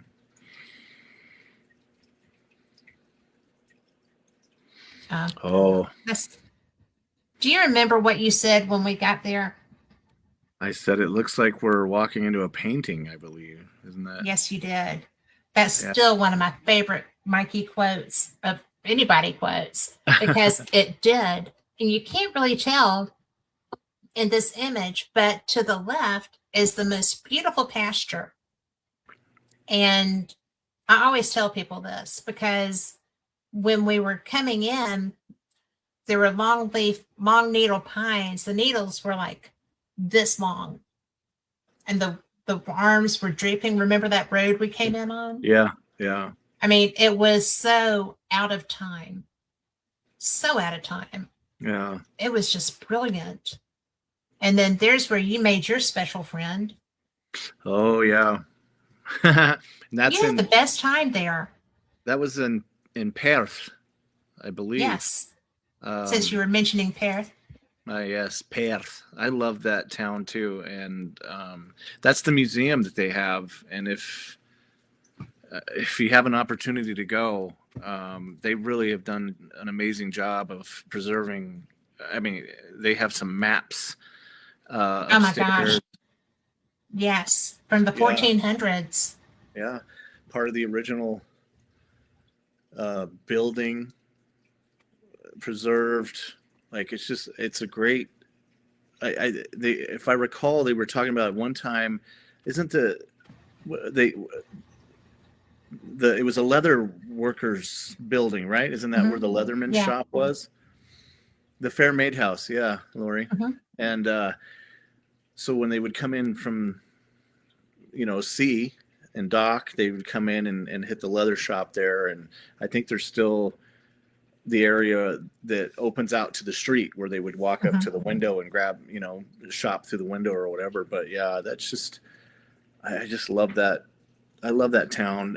This is where we were walking through the street, and you look down, and they have the grates in the ground that look like That are ghosts. ghosts. Hmm. They're But they're ghosts. they're markers.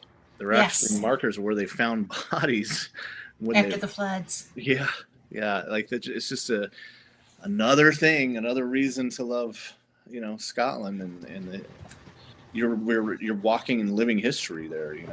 Yeah. I Yeah. wanted to show you this one. I think this is the one. Did you ever see this picture I took? No. Her head is transparent. There's a picture Yeah. I took just before that, but it's not. And I thought it was just my camera, Hmm. right? But if you go back and watch the documentary that the Dark Zone made of our investigation through Scotland, when Kathleen got that shot on video, the same effect was in place. Really, and that's Laura, Oh, isn't that Laura? yes, that's Laura Yeah, with no head or transparent head. yeah, And again, I thought it was just, how I captured it. This woman actually, y'all, was very solid, right? he There was has a no head. transparency to her. Definitely has a head. And so I just thought, and I'm a photographer. I've never had that happen with any of the portraits that I've done, any of the beach work I've done. Everybody always has their head. And so I just put it off to a fluke with my camera. Yeah, But if you go back and you watch the Dark Zone TV's episode of, what did they call that? Do you remember?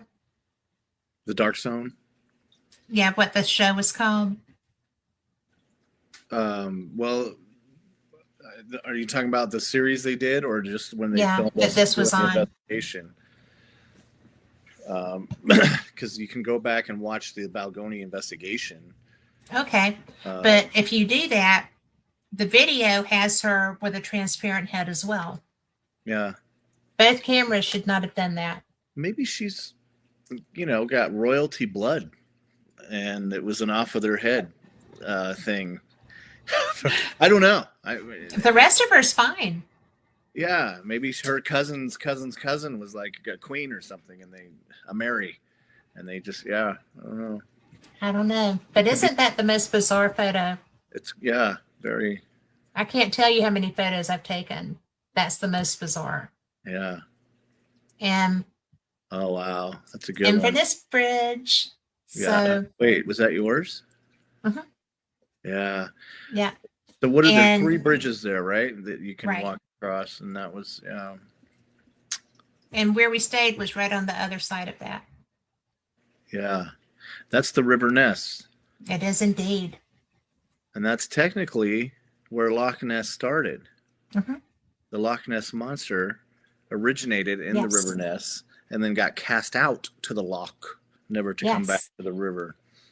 Um, but yeah, in Inverness, Which is such a beautiful town. it is. Right behind us is where we enjoyed our bacon cheeseburgers.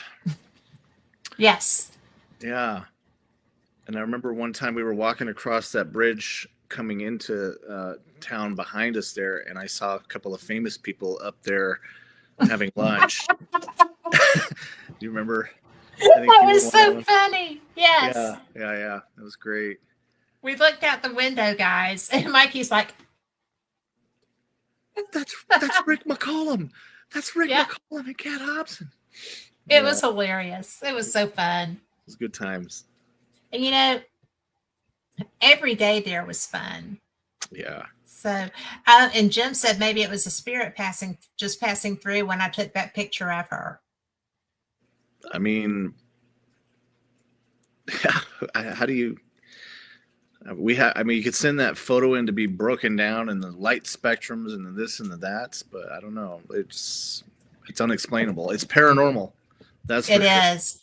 Well, and the fact that Kathleen, who is, she worked on Ghost Hunters, she's worked on everything. She is a professional, Yeah, and it happened with hers too. yeah. Blew me away.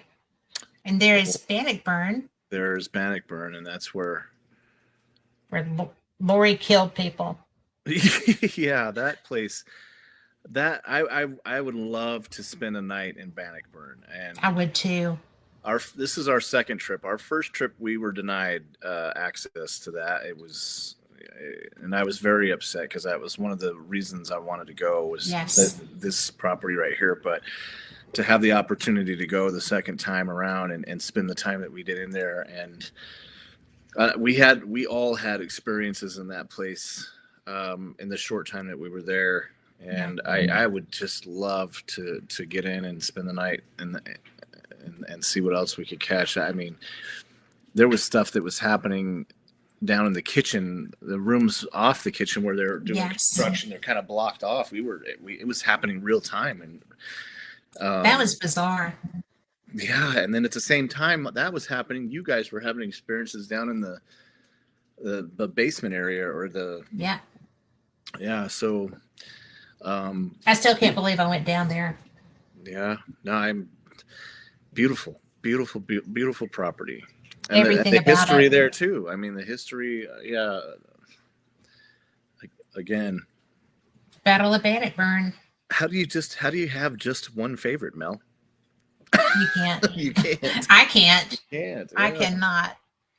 Yeah. And it's just I don't know. I just can't. Yeah.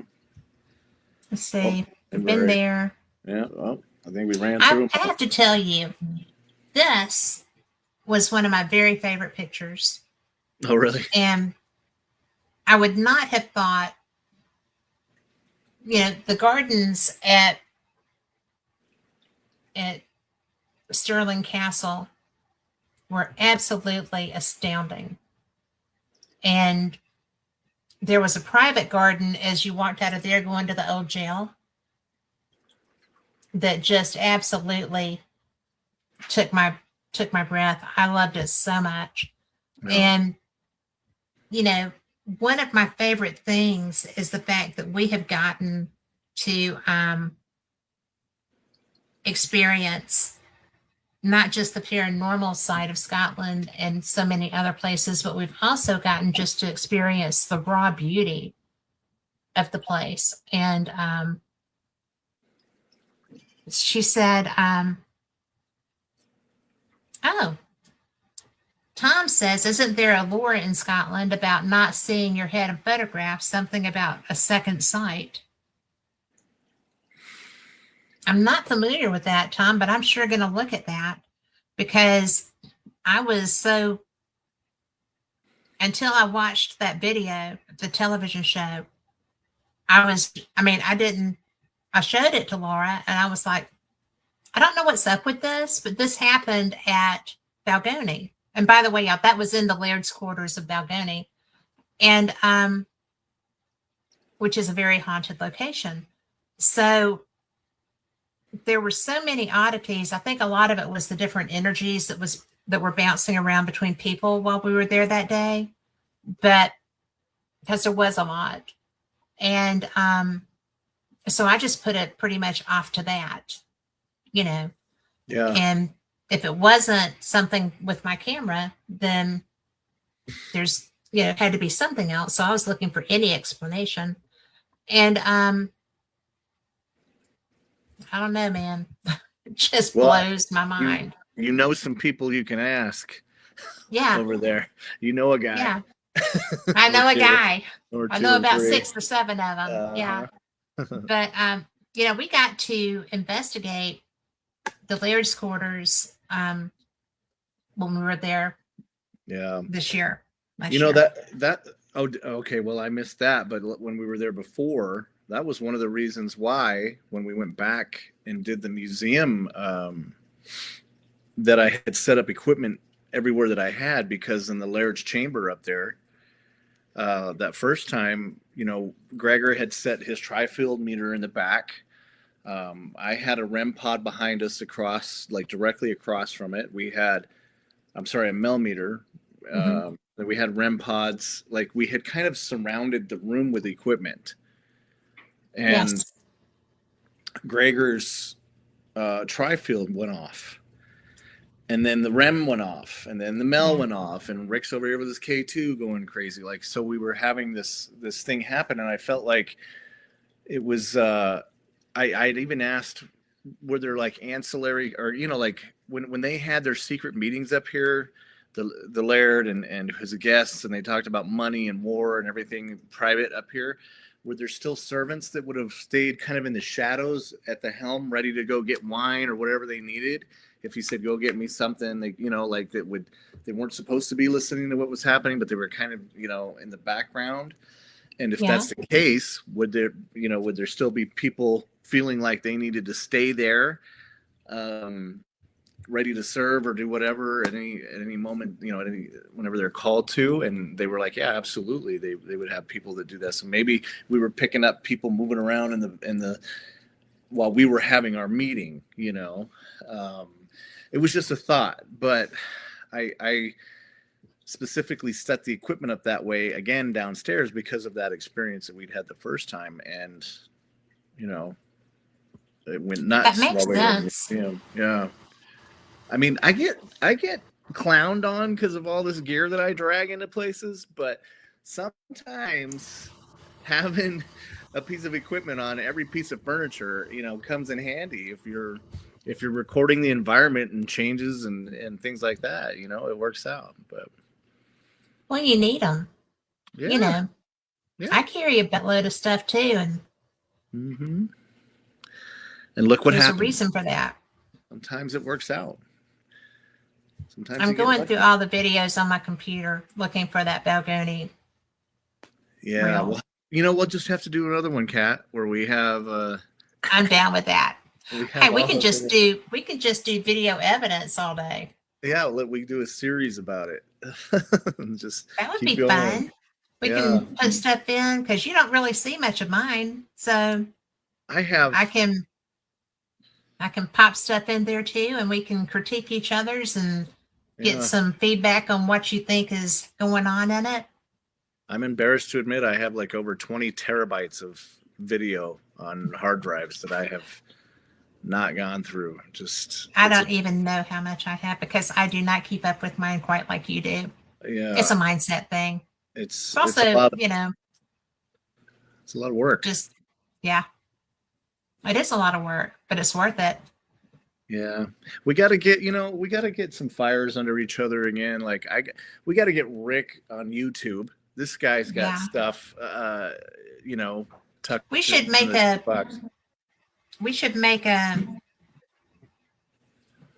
own YouTube channel for our group.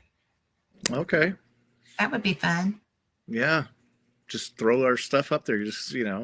People ask all the time, what's your YouTube? I'm like, I suck at social media. It's criminal that you don't have one. Okay. It is. Yeah. It Well, is. But maybe 2026 I'll have one up, you know. hey, I am ready to see it because you know what? You do such a good job. You really do. You're so good at that. Yeah. So we are out of time. I'm All right. so glad you were here. Thank you.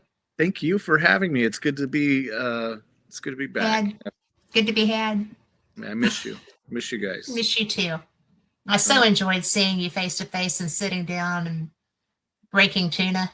Yes. Yes. So It was a happy little it worked out. It worked out. So it did. So everyone, thank you so much for being here. You're the reason we do this, and we will see you next week. Same cat time, same cat channel. I sure do appreciate y'all being here. Good night. good night, everybody.